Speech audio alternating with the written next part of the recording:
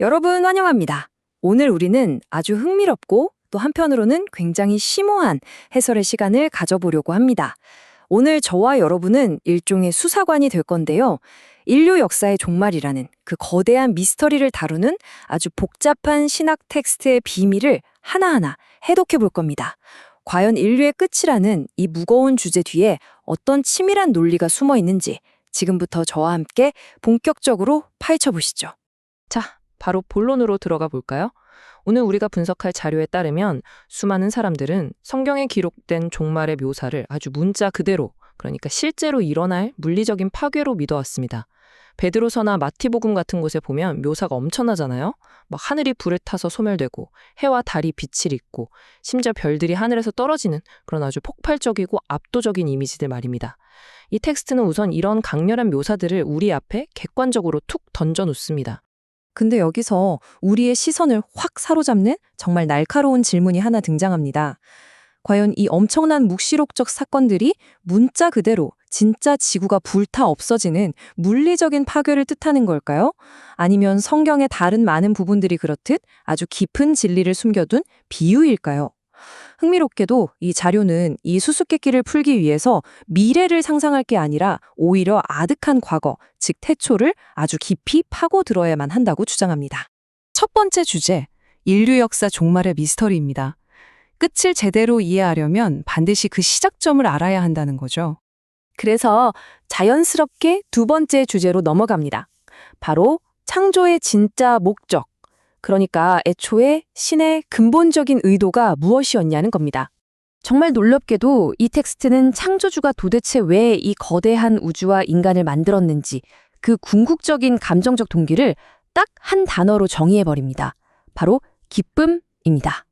창조주가 피조세계를 만든 절대적이고도 근본적인 동기는 그저 자신이 만든 대상을 보고 기뻐하기 위함이었다는 거죠. 굉장히 단순하면서도 심오한 접근이지 않나요? 그런데 여기서 진짜 흥미로운 대비가 하나 나옵니다. 신에게 기쁨을 주는 방식이 자연과 인간이 완전히 다르다는 거거든요. 생각해보세요. 자연은 그냥 피어나는 꽃이나 흐르는 강물처럼 그 존재 자체만으로도 아주 자연스럽게 기쁨을 줍니다. 하지만 인간은 다릅니다. 이 자료에 따르면 인간은 자유의지라는 걸 가지고 있어서 창조주의 뜻을 스스로 이해하고 거기에 맞추려는 적극적인 노력이 반드시 필요하다는 겁니다. 능동적인 노력 없이는 진정한 기쁨의 대상이 될 수 없다는 꽤나 무거운 책임감을 부여하는 대목이죠. 자, 그럼 어떻게 해야 그 목적을 달성할까요? 세 번째, 개성 완성, 즉 몸과 마음의 일체라는 개념이 등장합니다. 이 텍스트는 여기서 아주 기발한 비유를 듭니다. 우리가 매일 겪는 마음과 몸의 관계 아시죠? 내 마음이 명령하는 대로 내 몸이 움직이잖아요. 몸이 마음의 집인 것처럼요.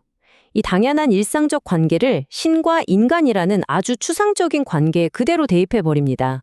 즉, 개성이 완성된 인간이라는 건 그 사람의 마음속에 신이 머물면서 마치 몸과 마음이 하나이듯 신과 인간이 완벽한 일체를 이루는 상태, 이른바 완벽한 성전이 된다는 논리입니다.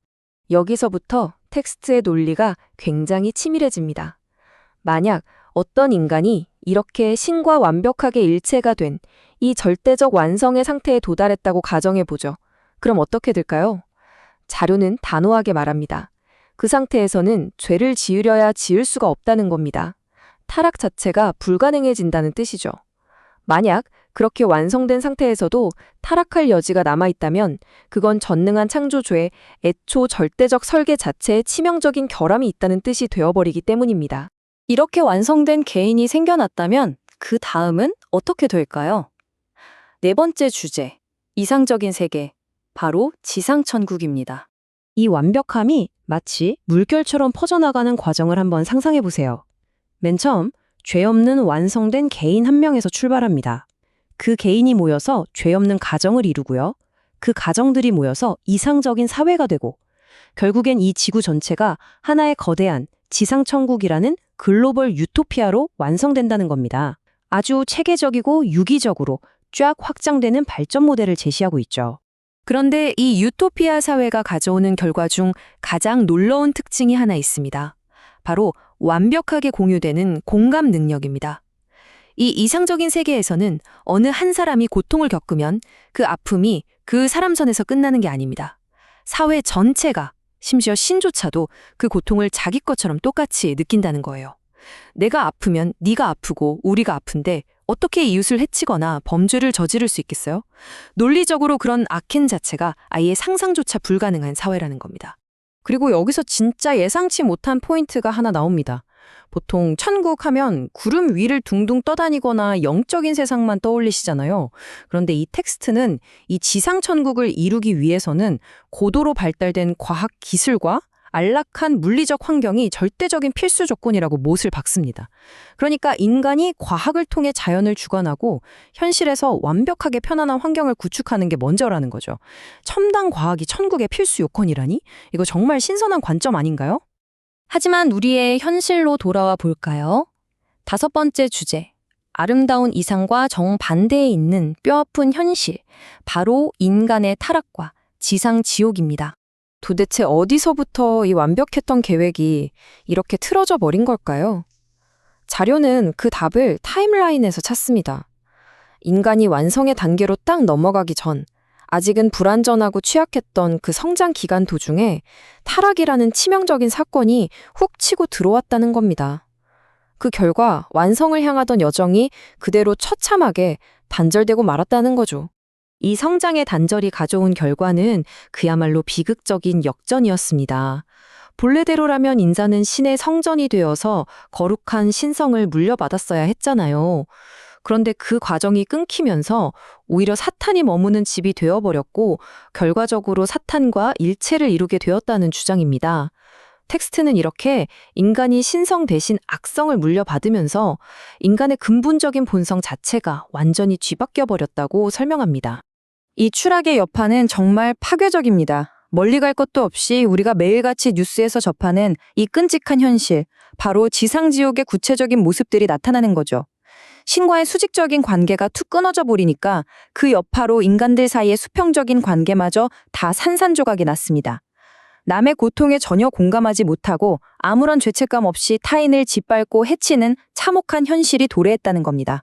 자료는 이런 꽤나 무거운 신학적 결론을 뒷받침하기 위해서 성경 구절들을 직접 인용합니다.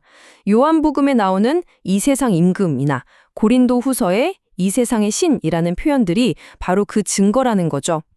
즉, 지금 인류가 살아가는 이 세상은 신이 주관하는 곳이 아니라 본질적으로 사탄의 주권 아래 놓여있는 지상지옥의 한복판이라는 논리를 아주 단단하게 구축하고 있습니다.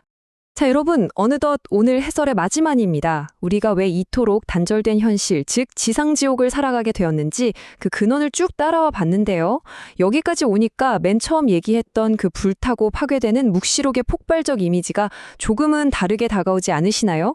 어쩌면 그건 단순한 지구의 멸망이 아니라 망가져버린 이 세상을 애초에 창조 목적대로 완전히 리셋하고 돌려놓기 위한 아주 극적이고 심오한 비유일지도 모릅니다. 그렇다면 이제 우리에게는 가장 무겁고도 중요한 질문 하나가 남습니다. 오늘날 우리 인류는 과연 어떻게 해야 이 끊어져 버린 수직적 관계를 다시 잇고 마침내 종말이라는 이 거대한 미스터리에 마침표를 찍을 수 있을까요? 이 도발적이면서도 깊은 여운을 남기는 질문을 여러분의 생각의 몫으로 남겨두면서 오늘의 해설은 여기서 마치겠습니다. 함께 해주셔서 감사합니다.